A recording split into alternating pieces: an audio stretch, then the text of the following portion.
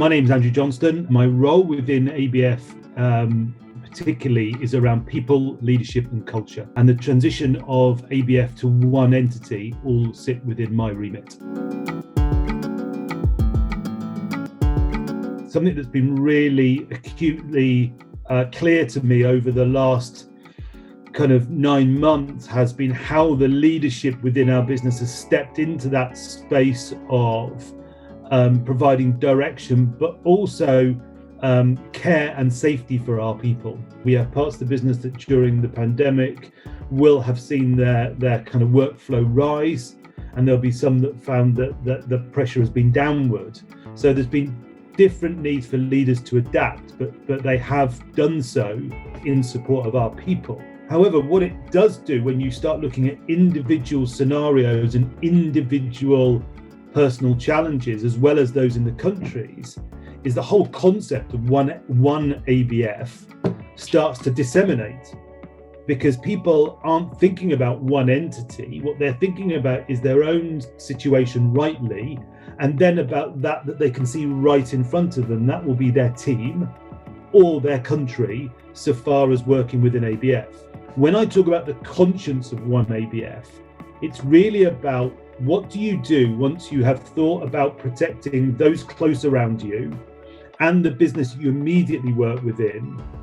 What does that do to feed into the strength of the bigger one ABF piece?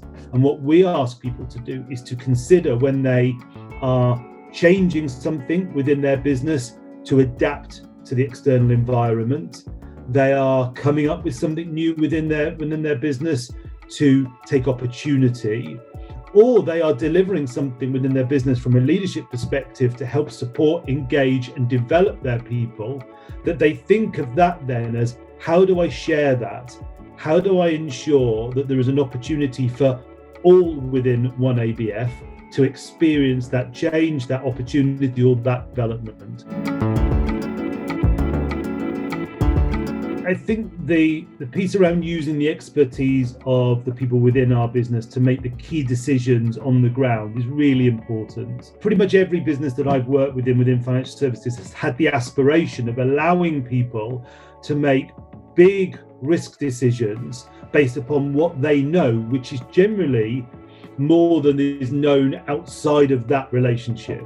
As financial services business, we've always struggled with that, wanting to give people autonomy and the ownership over those decisions. But where does then the accountability sit if then that decision changes shape or shifts behind them, as we've seen with the coronavirus challenges? So there has to be an environment of safety, that if you're going to make a decision, that you are making that decision with everything that you have, all the tools that you have in front of you at your disposal.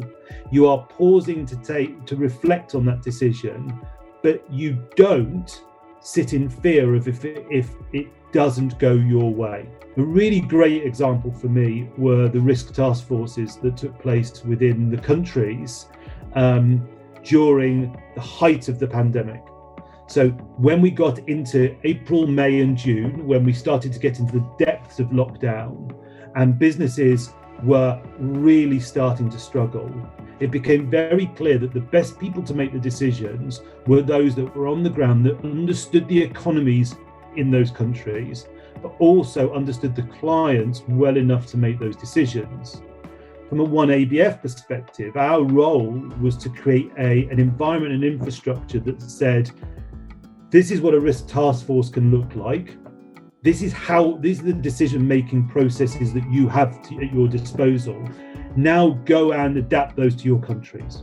So let us give you a framework that allows you to have that autonomy, but go and make it work with the people that are in your business, the expertise, the client numbers that you have, and the size of challenges that you have, but use the framework to your benefit. And one of the things that we always used to say in coaching was structure liberates. If you've got some structure, it really liberates you to say, right, I'm going to use that structure and make a decision. And that's what one ABF allowed individuals to do within these risk task forces.